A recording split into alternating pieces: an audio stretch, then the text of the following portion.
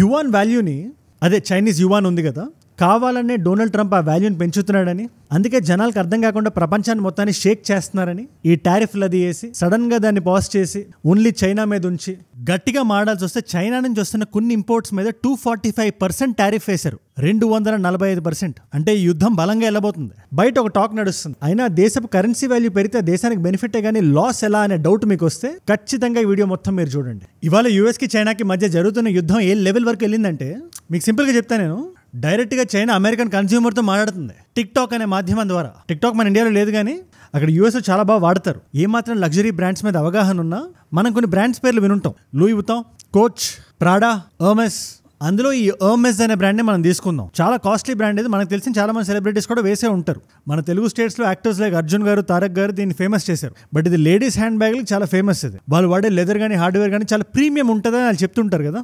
ఒక్క hand bag వరకు మనం చూసుకుంటే అరౌండ్ $38,000 ఉంటుంది అప్రాక్సిమేట్లీ. అంటే సుమారు 32 లక్షలు. ఇవాళ ఒక చైనీస్ ఫ్యాక్టరీ నుంచి ఒక టిక్ టాక్ వీడియో రిలీజ్ అయింది. అది యూఎస్ లో బాగా ఫేమస్ అవుతుంది. అందులో ఫ్యాక్టరీకి సంబంధించిన వ్యక్తి ఉంటాడు, మీరే వినండి. Years we have been OEM factory for most of the luxury brands around the world. Gucci, Prada, Coach, Louis Vuitton, you name it. But for this I am not proud because we were only making our wages. The total cost will be $1,400. అంటే మాకు ఇది $1,400 కూడా పట్టదు man power తో కలిపి. మా చేతికి చాలా తక్కువ డబ్బులు వస్తున్నాయి. మొత్తం డబ్బులు ఆ బ్రాండ్ లోగో వెళ్ళిపోతుంది. మీకు గానే బ్రాండ్ లోగో అక్కర్లేదు అనుకుంటే డైరెక్ట్ గా మాకు అప్రోచ్ అవ్వండి, ఈ బ్యాగ్ మీకు అమ్మేస్తామని చెప్తున్నారు. Why don't you just contact us and buy from us? You won't believe the prices we give you. ఇది ఒక టిక్ టాక్ ట్రెండ్ కాదు, ఒక స్టేట్మెంట్. డైరెక్ట్ గా చైనా డొనాల్డ్ ట్రంప్ గారితో మాట్లాడుతుంది. లగ్జరీ బ్యాగ్లే కాదు, ఏ బ్రాండెడ్ ఐటమ్ అయినా కూడా మీ యూఎస్ కంపెనీలు మిమ్మల్ని మోసం చేస్తున్నాయి, అన్ని మా చైనా దగ్గరికి పంపిస్తే మా చైనా వాళ్ళే చేస్తారు కాబట్టి డైరెక్ట్ గా మాతోనే కొనండి అని ఒక ట్రెండ్ స్టార్ట్ అయింది. అంటే లిటరలీ సోషల్ మీడియా ట్రోలింగ్ వరకు పెనిట్రేట్ అయిపోయింది. ఇటు చూసుకుంటే పెద్ద పెద్ద బిజినెస్ డీల్స్ ఆపేస్తున్నారు. బోయింగ్ ఉంటుంది కదా, యూఎస్ బేస్డ్ కంపెనీ అది. వాటి మ్యానుఫ్యాక్చరింగ్ చేయకుండా మేము డెలివర్ చెయ్యం అని కరాఖండిగా చెప్తుంది చైనా. దీనివల్ల ఫైనల్ గా ఎఫెక్ట్ అవుతుంది కన్స్యూమరే. దీని గురించి మనం చాలా వీడియోలో కూడా మాట్లాడాం, గ్లోబలైజేషన్ గురించి. వరల్డ్ ట్రేడ్ పర్స్పెక్టివ్ లో చూస్తే ట్రంప్ గారు ఏదైతే చేస్తున్నారో దానివల్ల చాలా మంది నష్టపోతారని నేనే మాట్లాడా. బట్ మనందరూ ఇక్కడ అర్థం చేసుకోవాల్సిన విషయం ఒకటి ఉంది. డొనాల్డ్ ట్రంప్ అనే వ్యక్తి పొలిటీషియన్ కన్నా ముందు చాలా పెద్ద బిజినెస్ మ్యాన్. ఆయన అమెరికాని కూడా ఒక బిజినెస్ లాగే నడుపుతారు. ఆయనకి సంబంధించినంత వరకు అమెరికా అనేది ఒక బ్రాండ్. గవర్నమెంట్ నో కార్పొరేషన్ లాగా, ట్రేడ్ డీల్స్ ని కాంట్రాక్ట్ లాగా, అలైస్ ని బిజినెస్ పార్ట్నర్స్ లాగా, చైనాని మాత్రం ఒక రైవల్ కంపెనీ లా చూస్తారు ఆయన. ఈ గొడవకు ఆద్యం పోసి మొదలైంది ఇవాళ కాదు. అది ఈ ట్రేడ్ వార్ అయినా, టారిఫ్ అయినా, బిజినెస్ నిలిపివేతైనా, టిక్ టాక్ వీడియోలైనా సిమ్టమ్స్. అంటే మనకి జలుబో, దగ్గో, జ్వరం వస్తే తద్వారా బాడీ టెంపరేచర్ హీట్ ఎక్కిద్ది, సరిగా నిద్ర పట్టదు, ఒంట్లో బాగోదు, ఇవన్నీ సిమ్టమ్స్ ఇవి. కాకపోతే ఇక్కడ జ్వరం ఈగో. ఇవాళ వీడియోలో మనం ఆ జ్వరం గురించి మాట్లాడదాం. యూఎస్ఏకి చైనాకి అసలు మెయిన్ గొడవ ఏంటి? అది ఇవాళ మొదలైంది కాదు, 2008లో మొదలైంది. ట్రంప్ కి చైనాకి మధ్యలో ఉండే ఈగో బ్యాటిల్. దాన్ని కంప్లీట్ గా డైసెక్ట్ చేద్దాం. అండ్ ట్రంప్ గారి పాయింట్ ఆఫ్ వ్యూ నుంచి కూడా ఎకనామికల్లీ చైనా మన దాకా రీచ్ అయిపోబోతుంది, ఖచ్చితంగా మనం ఆపాలి అనే థాట్ లో ఏం మెజర్స్ ఆయన తీసుకుంటున్నారో కూడా మనం ఒక్కొక్కటిగా మాట్లాడదాం. ఒక డీప్ అనాలిసిస్ ఉంటుంది ఈ వీడియోలో. So brace your selfs. And ఇలాంటి వీడియో నా సైడ్ నుంచి మీకు రోజు కొట్టి వస్తుంది, ఎవ్రీ సింగిల్ డే. రోజు నా వీడియోని చూస్తున్నారు, ఒక నాలెడ్జ్ పిల్ల కన్జ్యూమ్ చేస్తున్నారు. బట్ ఇలాంటి జియో పొలిటికల్ వీడియోస్ చాలా మంది కొత్త వాళ్ళకి కూడా రీచ్ అవుతాయి కాబట్టి చెప్తున్నాను. నేను వీడియో పెట్టగానే మీ దాకా వచ్చారంటే మీరు ఏం చేయాలి? కింద కనబడే సబ్స్క్రైబ్ బటన్ నొక్కి పెట్టేసుకోండి. డన్ స్వామి. ఈ ఎంటైర్ ఇష్యూ గురించి మీకు అర్థం కావాలంటే గ్రహం ఆలిసన్ అని చెప్పి ఆయన హార్వర్డ్ కి సంబంధించిన వ్యక్తి, ఆయన చాలా రినౌండ్ ఆథర్. ఆయన రాసిన బుక్ ఒకటి ఉంది, destined for war, can America and China escape Thucydides trap అని చెప్పి. అందరికి అర్థమయ్యేలా చెప్తాను. ఇది ప్రీ కామన్ ఎరాలో BCEలో గ్రీస్ లో యుద్ధం జరిగింది. స్పార్టాస్ కి ఏథెన్స్ కి అరౌండ్ 431 కి 414 కి మధ్యలో ఒక 15-16 సంవత్సరాలు జరిగింది ఇది. ఇప్పుడు ఈ కథలో మనం కొంచెం జూమ్ ఇన్ చేసి చూస్తే స్పార్టాస్ ప్లేస్ లో మనకి అమెరికా కనబడుతుంది, ఏథెన్స్ ప్లేస్ లో చైనా. రైజింగ్ పవర్ అది. అంటే ఆల్రెడీ ఎగ్జిస్టింగ్ హెజిమన్ కి రైజ్ అయ్యే ఒక పవర్ కి యుద్ధం. ఇప్పుడు ఈ యుద్ధం పేరు పెలపనీజియన్ వార్. ఇప్పుడు ఇక్కడ ఈ థుసిడిడీస్ ట్రాప్ అంటే ఏంటి, ఆ టైంలో ఆయన ఏమన్నారు అనే డౌట్ మీకు వస్తే, స్పార్టాస్ కి ఏథెన్స్ కి మధ్యలో జరిగే యుద్ధం అనివార్యం, ఇరువైపులో వద్దనుకున్నా కూడా నష్టం జరుగుతుంది. ఇది ఆయన పాయింట్ ఆఫ్ వ్యూ. ఇప్పుడు ఇక్కడ అమెరికా చైనా ఎందుకు వస్తుందంటే సేమ్ సిమిలారిటీస్ మనకు కనబడతాయి. మీరు జీడీపీ చూడండి, $25.5 ట్రిలియన్ ఉంది అమెరికా, అరౌండ్ $18.8 ట్రిలియన్ ఉంది చైనా. ఆల్మోస్ట్ దగ్గరికి వచ్చేసింది. అమెరికాని మేము ఢీ కొట్టగలం అని ప్రపంచంలో ఏదైనా కంట్రీ ఉందంటే ప్రస్తుతానికి చైనానే. అది అమెరికా ఒప్పుకున్నా ఒప్పుకోకపోయినా. ప్లస్ మన ఎకనామిక్ గ్రోత్ చూసుకుంటే అమెరికాకి డబుల్ టైమ్స్ ఉంది చైనా. అరౌండ్ 2.8% అమెరికాకు ఉంటే గ్రోత్ 4.8% ఉంది చైనాకి. అంటే దగ్గరికి వచ్చేస్తుంది. మీరు ఇది ఒక రేస్ లా చూడండి, ఎప్పుడు దాటేద్దాం అన్నట్టు ఉంది. అది అమెరికాకి అసలు నచ్చదు, ముఖ్యంగా ట్రంప్ లాంటి ప్రెసిడెంట్ కూర్చుంటే కుర్చీలో. అందుకే మీరు ఇప్పుడు ట్రంప్ ఏ డెసిషన్ తీసుకున్నా, ఆయన ప్రపంచం మొత్తం టారిఫ్లు పాస్ చేసినా, చైనా అనే ఒక్క దేశం మీద ఉంచినా, మీరు ఈ లెన్స్ లో చూస్తే మీకు క్లియర్ గా అర్థం అవుతుంది. అంతెందుకు మీకు ఒక ఇంపార్టెంట్ విషయం చెప్పనా నేను. ఈ గొడవ మొత్తంలో ఏం జరుగుతుంది? ఇన్వాలంటరీగా డీ-డాలరైజేషన్ అనేది జరుగుతుంది. ఒక డాలర్ ప్రస్తుతానికి 7 యువాన్లు అనుకుందాం. చైనా మీద టారిఫ్ వేయడం వల్ల చైనా ఇస్ ఫోర్స్డ్ వేరే కంట్రీస్ తో వ్యాపారం చేయడానికి, వేరే కంట్రీస్ కి డిస్కౌంట్లు ఇవ్వడానికి. అండ్ వేరే కంట్రీస్ అన్ని కూడా అవి సౌత్ ఈస్ట్ ఏషియన్ కంట్రీస్ అయినా కూడా అవి డాలర్ లేకుండా కానీ వ్యాపారం చేస్తే ఏ కరెన్సీతో అయితే వ్యాపారం చేస్తున్నారో ఆ కరెన్సీ వాల్యూ పెరుగుతుంది. ఈ కేసులో అది యువాన్ అనుకుందాం, చైనీస్ యువాన్. అందరికి ఇప్పుడు అద్భుతంగా వచ్చే థాట్ ఏంటి?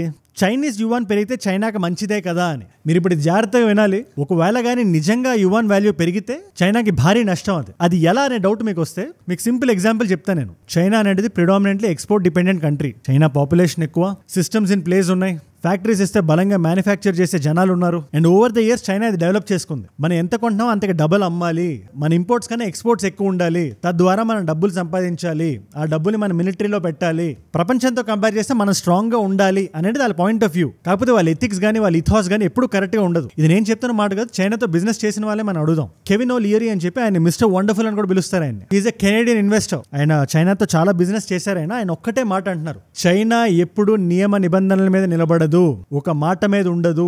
చైనాతో వ్యాపారం చేస్తున్నారంటే మనం ముందు జాగ్రత్తగా ఉండాలి. ఫస్ట్ వాళ్ళు మన కంట్రీని అట్రాక్ట్ చేస్తారు. అది అమెరికా అవనివ్వండి, యూరోపియన్ యూనియన్ అవనివ్వండి, కెనడా అవనివ్వండి. చాలా బలమైన ఆఫర్ ఇస్తారు.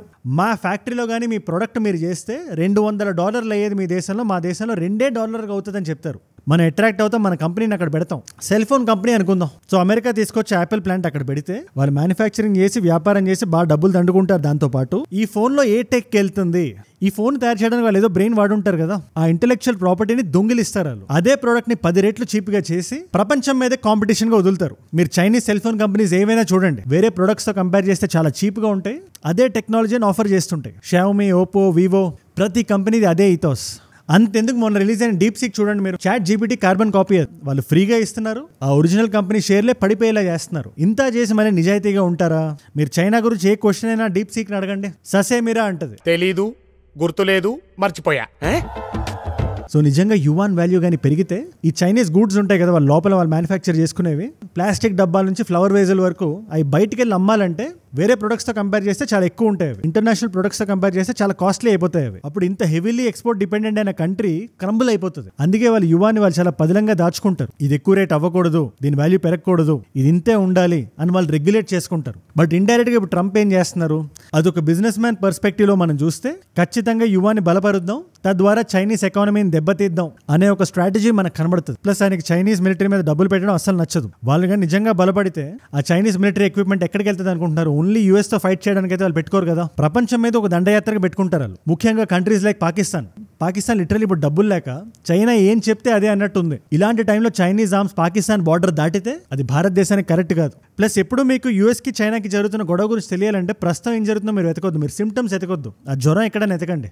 వీళ్ళ ఈగో స్టార్ట్ అయింది 2008లో ఏం జరిగిందో మన అందరికీ తెలుసు. అది మన ఇండియా దాకా కూడా వచ్చింది. అది రిసెషన్, అనవసరమైన బ్యాడ్ హౌసింగ్ లోన్స్ ఎక్కువ ఇచ్చేసి రియల్ ఎస్టేట్కి సంబంధించిన వాళ్ళందరూ గ్రీడీ అయిపోయి కావాల్సిన దానికన్నా ఎక్కువ ఇల్లులు కట్టేసి డిమాండ్ కన్నా సప్లై ఎక్కువ అయిపోయి ఆ హౌసింగ్ వాల్యూ పడిపోయి వీళ్ళు లోన్లు వెనక్కి కట్టలేక స్టాక్ మార్కెట్ పడిపోయి మొత్తం క్రాష్ అయిపోయిన టైం అది. ఆ టైంలో ట్రంప్ ఒక చాలా పెద్ద బిజినెస్ మ్యాన్. ఆయన ఏం ఫీల్ అయ్యారు, సరే ప్రస్తుతానికి ఇక్కడ మనకు ఆప్షన్ లేదు కాబట్టి చైనా వెళ్దాం, మనం చైనాతో ఏదో పెద్ద కంపెనీతో టైఅప్ అయ్యి అక్కడ చాలా పెద్ద హైయెస్ట్ స్కై స్క్రేపర్ కడదాం మనం అనుకోని ఆ టైంలో చైనా వెళ్ళిన చైనాది Evergrande real estate group అని ఒక కంపెనీ ఉంది, చాలా పెద్ద కంపెనీ. అప్పట్లో హాంకాంగ్ నుంచి ఫండింగ్ అది తీసుకొని మరి ఏదో పెద్దగా ప్లాన్ చేశారు. బట్ అప్పట్లో చైనీస్ గవర్నమెంట్ ఆయన ఆపేసింది. మీరు ఇక్కడికి రావద్దు, do not disturb, do not enter అని చెప్పి ఆయన వెనక్కి పంపించేసరికి ఆయన ఈగో చాలా బాగా హట్ అయింది. అది అప్పటి నుంచి ఆయన గుండెలో పెట్టేసుకున్నాడు. ఆయన ఇదే కాదు, 2012లో ఇంకో ఇన్సిడెంట్ జరిగింది. చైనాలో స్టేట్ గ్రిడ్ కార్పొరేషన్ అని చెప్పి ఒక ఫర్మ్ ఉంది, స్టేట్ ఓన్ కంపెనీ. అదంటే గవర్నమెంట్ రన్ చేస్తుంది, చైనాలోనే అతి పెద్దది. వాళ్ళతో 2012లోనే ట్రంప్ గారు టైఅప్ అయ్యి ఒక చైన్ ఆఫ్ హోటల్స్ లాంటివి కట్టారు. ఎప్పుడైతే 2016లో ట్రంప్ గారు ప్రెసిడెంట్ అయ్యారో ఈ ప్రాజెక్ట్ అలా కట్ చేస్తారు, అబాండన్ చేస్తారు. ఎందుకు? వాళ్ళిద్దరి మధ్యలో ఉండే చిన్న జియో పొలిటికల్ టెన్షన్. అది అప్పుడప్పుడే స్టార్ట్ అవుతుంది, దాని గురించి మనం మాట్లాడదాం. అంతెందుకు 2012లో మిస్ యూఎస్ఏ, మిస్ పెన్సిల్వేనియా పోటీలు అయినప్పుడు కూడా చైనాకి సంబంధించిన ఒక ఆవిడ షీనా మోనిన్ అని చెప్పి ఇది రిగ్ అవుతుంది, ఇది మీరు ముందే మొత్తం ప్లాన్ చేసుకొని విన్నర్లు ఎవరో అనుకొని మీరు పోటీలు పెడుతున్నారు, అది ట్రంప్ గారు ఆర్గనైజేషన్ అది అప్పట్లో. తర్వాత ఆయన కూడా ఈవిడ మీద డిఫమేషన్ వేసి చాలా పెద్ద రచ్చ అయిపోయింది అప్పుడు చైనాకి యూఎస్కి మధ్యలో. ఇలా కంటిన్యూస్ గా గొడవలు అవుతూనే ఉన్నాయి, బిజినెస్ పరంగా, ఈగో క్లాషుల పరంగా. ఆయనకు అవకాశం దొరికినప్పుడల్లా చైనాని టార్గెట్ చేస్తూనే ఉన్నారు.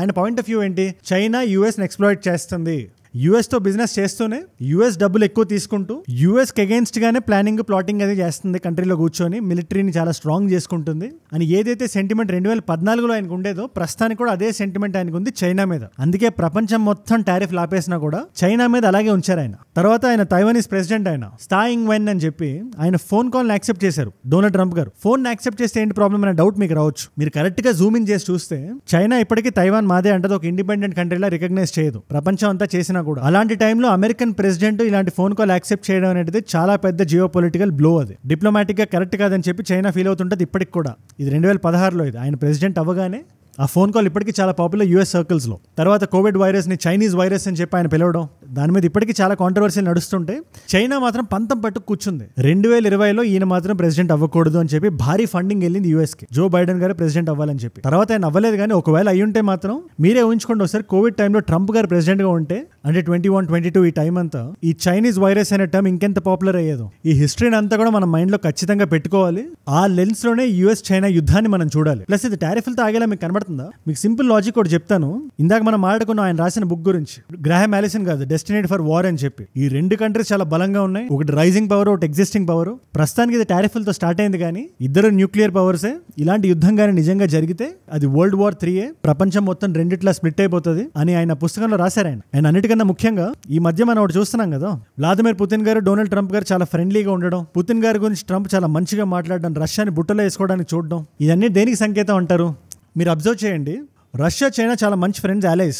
ఇలాంటి టైంలో చైనాని ఒంటరి చేయాలంటే ఏం చేయాలి? రష్యాని సెడ్యూస్ చేయాలి. మీరు 360-degree యాంగిల్లో చూస్తే డొనాల్డ్ ట్రంప్ ఏదైతే చేస్తున్నారో, ప్రస్తుతానికి మన కన్స్యూమర్స్ హర్ట్ అయినా, వాళ్ళు ఎక్కువ డబ్బులు కట్టాల్సి వచ్చినా, స్టాక్ మార్కెట్ క్రాష్ అయిపోయినా, ఉద్యోగాలు పోయినా, రెసిషన్ వచ్చినా, చైనా ఎట్టి పరిస్థితుల్లో 2030కి మనల్ని దాటకూడదు, ప్రొజెక్షన్ అలాగే ఉంది, కొన్ని ఎకనామిస్టులు చెప్తున్నారు అనేది ఆయన చెప్పకుండా చెప్తున్నారు ఆయన డెసిషన్స్ ద్వారా. ప్లస్ ఇంకా పెద్ద భయం ఏమి ఉంటుంది ఆయనకి, ఈ బాండ్ వాల్యూ, బాండ్ ఈల్డ్ ఇదంతా చూస్తే ఆయన ప్రపంచం అంతా పాస్ చేయడానికి కారణం అదే కదా. ట్రెజరీలో, యూఎస్ ట్రెజరీలో బాండ్ ఈల్డ్ వాల్యూ పెరిగిపోతుంది. దీని గురించి మనం మొన్న క్లియర్గా ఎక్స్ప్లెయిన్ చేసాం. బాండ్ ఈల్డ్స్ అంటే ఏంటి, బాండ్ వాల్యూకి బాండ్ ఈల్డ్కి సంబంధం ఏంటి, బాండ్ ఈల్డ్ పెరిగితే బాండ్ వాల్యూ ఎందుకు తగ్గుతుంది. కొత్త వాళ్ళ కోసం చాలా షార్ట్ గా చెప్పేస్తాను. ఇది దేశానికి డెవలప్మెంట్ డబ్బులు కావాల్సి వచ్చినప్పుడు ఆ దేశం బాండ్లు రాసేస్తుంది, ఆ దేశంలో ఉండే ప్రైవేట్ కంపెనీలకి, బయట ఉండే దేశాలకు కూడా. ఇది బ్యాంక్ లోన్ తీసుకున్నట్టు అనుకోండి, ఇంట్రెస్ట్. చైనా చాలా వరకు సరుకు యూఎస్ కి ఎక్స్పోర్ట్ చేస్తుంది కాబట్టి, చైనా దగ్గర దండిగా యూఎస్ డాలర్లు ఉంటాయి కాబట్టి, ఈ డాలర్లు ఇలా పట్టుకొని ఏం చేయాలి, కనీసం మన యూఎస్ బాండ్లు కొనుక్కుంటే ఆ ఇంట్రెస్ట్ అయినా మనకు వస్తుంది కదా అని చెప్పి యూఎస్ బాండ్లు కొంది. ఎంత కొంది అనుకుంటున్నారు? 10 మిలియన్, 20 మిలియన్ కాదు, 100 మిలియన్, 500 మిలియన్ కాదు, 800 మిలియన్ కాదు, 800 బిలియన్. మీరు విన్నది నిజమే, $800 billion worth of wands, US bonds చైనాతో ఉన్నాయి. సో ఇప్పుడు ట్రంప్ గారి భయం ఏంటి? ఒకటి, మొన్న ప్రపంచం మొత్తం మీద వేసిన టారిఫ్ల వల్ల ప్రపంచం అమెరికా మీద కొంచెం నమ్మకం కోల్పోయి అమెరికా బాండ్ వాల్యూ పడిపోయింది. సో న్యాచురల్ గా ఈల్డ్ పెరిగిపోయింది. అదేలా అన్న డౌట్ మీకు వస్తే ₹100 బాండ్ అనుకుందాం, ₹10 ఇంట్రెస్ట్ బాండ్ రాసి ఇచ్చారు. మీరు మాట వరుసకి చెప్తున్నా నేను. ఇప్పుడు ఈ బాండ్ వాల్యూ అయిన ₹100 అంతే ఉన్నా, ₹90 అయినా, ₹110 అయినా, ఆ ₹10 ఇంట్రెస్ట్ అలాగే ఉంటుంది. ఏది మారుతుందంటే ఈ ₹100 కంపేర్ చేస్తే ఆ ₹10 10%, లేదా ₹90 తగ్గినప్పుడు ₹10 ఎంత పర్సెంట్ అవుతుంది? 11% ఎంత అవుతుంది? సో ఈల్డ్ పెరిగిపోతుంది. అంటే అమెరికా వేరే దేశాలకు కట్టాల్సిన ఇంట్రెస్ట్ పెరుగుతుంది. సింపుల్ గా చెప్తున్నా, చైనా దగ్గర అన్ని బాండ్లు ఉండడం అమెరికాకి నష్టం. ఒకవేళ చైనా డిసైడ్ అయ్యి ఇవన్నీ నేను ఒకేసారి మార్కెట్లోకి వదిలేస్తా, డిమాండ్ కన్నా సప్లై పెంచేస్తా, అమెరికన్ బాండ్ వాల్యూ తగ్గించేస్తా, ట్రెజరీ పడిపోయేలా చేస్తా, ఈల్డ్ పెరిగేలా చేస్తా అని ప్లాన్ చేస్తే అమెరికాకి భారీ నష్టం. అమెరికాలో ఫ్లైఓవర్లు ఆగిపోతాయి, ధరలు పెరిగిపోతాయి, డెవలప్మెంట్ స్తంభించిపోతుంది. సో అందుకోసమని చైనా దగ్గర ఉండే ఆ పాత బాండ్లను ఇన్వాలిడేట్ చేయాలంటే చైనాని ఎడ్జికి లాక్కు వదిలేయాలి, గట్టిగా టారిఫ్లు కొట్టాలి, ఊపిరి ఆడనివ్వకుండా చేయాలి. ఎవరెవరికైతే చైనా మీద ఎందుకు ఇంత పగబెట్టేశాడు ఈయన అనే డౌట్ వస్తే దానికి ఆన్సర్ ఇదే. ఆయన అష్టదిగ్బంధనం చేస్తున్నాడు చైనాకి. అండ్ చైనా కూడా తక్కువ కంట్రీ ఏం కాదు, చైనా ప్లాన్స్ చైనా ఖచ్చితంగా ఉన్నాయి. ఇవన్నీ మనం చూస్తున్నాం కాబట్టి భారతదేశానికి సంబంధించిన వ్యక్తిగా నేనేం చేయాలి అనే డౌట్ మీకు వస్తే మీరు జస్ట్ బిజినెస్ ఆపర్చునిటీని బయట చూడండి. యాజ్ ఎ కంట్రీ మన ఇండియా చూడాలి, యాజ్ ఎక్స్పోర్టర్స్ మనం కూడా చూడాలి. ఇప్పుడు ప్రపంచం మొత్తం ఇండియా వైపు చూస్తుంది, ముఖ్యంగా యూఎస్. ఇండియా ఒక ఆల్టర్నేటివ్ లా కనబడుతుంది చైనాకి, at least in the next 3 months. మీరు లింక్డ్ఇన్ ఓపెన్ చేసి చూడండి, రిక్వైర్మెంట్ మీకు అర్థమవుతుంది. US is in డైర్ need of imports and India is an alternative. మన ఇథాస్ కరెక్ట్గా ఉంది, నేను ఎప్పుడు చెప్తుంటా ఆ మాటని. మన సివిలైజేషనల్ కాన్షియస్నెస్ చాలా నిజాయితీగా ఉంటుంది ఎప్పుడు. అందుకే ఎంతమంది దండయాత్రలు చేసినా, మన కల్చర్ని తుడిపేద్దామని ఎంతమంది ప్లాన్ చేసినా మనం ఎప్పుడు చాలా స్ట్రాంగ్గా ఉన్నాం. దెబ్బ తగిలితే ఇంకా గట్టిగా లేచాం, కానీ ఓటమిని ఎప్పుడు ఒప్పుకోలేదు. బ్రూస్లీ గారు ఎప్పుడు ఒక మాట అంటుంటారు, be like water my friend అని. అంటే సిచ్యువేషన్కి తగ్గట్టు మనల్ని మనం మార్చుకొని మార్కెట్ గ్యాప్ని ఫిల్ చేయగలగాలి. యూఎస్కి చైనాకి మధ్యలో జరుగుతున్న యుద్ధం వాళ్ళిద్దరు పర్సనల్, కాకపోతే ఇందులోంచి మనం ఏం గెయిన్ చేస్తాం అనేది మన చేతిలో ఉంది. మన కష్టపడే గుణం ఉంది, ప్రాబ్లమ్ సాల్వ్ చేసే ఐక్యూ ఉంది మన దగ్గర. ఈ రెండింటిని పనంగా పెట్టి చెమట చిందిస్తే ఖచ్చితంగా మనం బెనిఫిట్ అవుతామనే నమ్మకం నాకు ఉంది. దీని మీద మీ అభిప్రాయం ఏంటి నాకు కింద కామెంట్స్ లో ఖచ్చితంగా రాయండి. అండ్ ఫస్ట్ టైం మీరు వింటున్నప్పుడు మీకు కొంచెం కన్ఫ్యూజింగ్ గా ఉండొచ్చు, but geo politics is like that. ఎవరు బ్లాక్ కాదు, ఎవరు వైట్ కాదు, అందరూ గ్రే జోన్ లో ఉన్నాం మనం. అండ్ ఇది చెస్ కన్నా చాలా కాంప్లికేటెడ్. చెస్ అయినా 2 ప్లేయర్స్ ఆడతారు. మీరు ఒక చెస్ బోర్డ్ ని పెట్టి 360 degrees లో ప్లేయర్స్ కూర్చొని ఎవరి ఆట అలా ఆడితే ఎలా ఉంటుంది మీరు ఒక్కసారి ఊహించుకోండి. That is geo politics. మీరు ట్రంప్ గారి పర్స్పెక్టివ్ లో చూస్తే ఆయన దేశం గురించి ఆలోచిస్తున్నారు. ఆయన policies might not be right, మనమే క్రిటిసైజ్ చేసాం. మన భారతదేశం ప్రస్తుతానికి స్లోగా ఉండొచ్చు, చైనా మనకన్నా ముందు ఉండొచ్చు, బట్ నెవర్ లూజ్ హోప్. ఓటమిని ఎప్పుడు ఒప్పుకోకూడదు. మన దేశం మనకు నేర్పేది అదే. మన పేసింగ్ స్లో ఉన్నా పర్వాలేదు, మనం చేరాల్సిన గమ్యానికి మనం చేరాలి. ఎవరికి వాళ్ళు ఇండివిజువల్ యూనిట్స్ లాగా రైట్ కాన్షియస్నెస్ ఇక్కడ నుండి కరెక్ట్ గా పనిచేయగలిగితే, స్వామి మీరు ఇప్పుడు ఒక సాఫ్ట్వేర్ ఇంజనీర్ అవ్వచ్చు, లేదా ఒక ఇంజనీరింగ్ స్టూడెంట్ అవ్వచ్చు, మెడికల్ స్టూడెంట్ అవ్వచ్చు, మీరు ఏదైనా కూడా ఇండివిజువల్ గా నేను ఎక్సెల్ అవ్వాలి, నా కాంట్రిబ్యూషన్ నా దేశానికి హెల్ప్ అవ్వాలి. మీరు బయట దేశాల్లో ఉన్నా కూడా మీ వల్ల ఏం జరగట్లేదు అనుకోకండి, మీ వల్ల మన దేశానికి ఇన్వర్డ్ రెమిటెన్స్ వస్తుంది. సో భారతీయుడు ప్రపంచంలో ఎక్కడున్నా కష్టపడి పనిచేయాలని నేను మనస్ఫూర్తిగా కోరుకుంటా. కష్టపడి సులువుగా ఏది రాకూడదు. ఇక్కడ కష్టపడిని అండర్లైన్ చేసుకోండి, సులువుగా ఏది రాకూడదు. అండ్ ఈ వీడియోలో కూడా అదే టేక్ అవే నేను ఇద్దాం అనుకుంటున్నా. ప్రతి వాళ్ళు కష్టపడండి, మీ ఫీల్డ్స్ లో రాణించండి. Let us all make India stronger together. నా వంతు ప్రయత్నం నేను చేస్తున్నా, మీ వంతు ప్రయత్నం మీరు చేస్తున్నారు. It's all a collective effort మన దేశాన్ని ముందుకు తీసుకెళ్ళడానికి. ఇవాళ మల్టిపుల్ చాయిస్ క్వశ్చన్. మీకు స్మార్ట్ ఫోన్స్ అంటే ఇంట్రెస్ట్ ఉంటే ఖచ్చితంగా మీకు ఇది తెలుస్తుంది ఆన్సర్. ఇది under display finger print sensor అని చెప్పి ఒక టెక్నాలజీ ఉంది. ఏ Chinese mobile company first time అది ఇండియాలో తీసుకొచ్చింది? Option A Xiaomi, option B Huawei, option C Vivo, option D Oppo. మీకు ఆన్సర్ తెలిస్తే ఖచ్చితంగా కింద కామెంట్స్ లో రాయండి. తెలియకపోతే నేను ఇన్స్టాగ్రామ్ స్టోరీలో పెట్టేస్తాను. నేను ఇవాళే ఈ వీడియో మీకు రిలీజ్ అయిన టైంకి ఉంటుంది ఆన్సర్ అది. అన్నట్టు ఇన్స్టాగ్రామ్ అంటే గుర్తొచ్చింది. ఇలాంటి వీడియో ఐడియా టాపిక్స్ నాకు వచ్చి డైరెక్ట్ గా ఇద్దాం అనుకుంటే Instagram is the way to go. Ajay from ఏజూడ్ అని ఉంటుంది.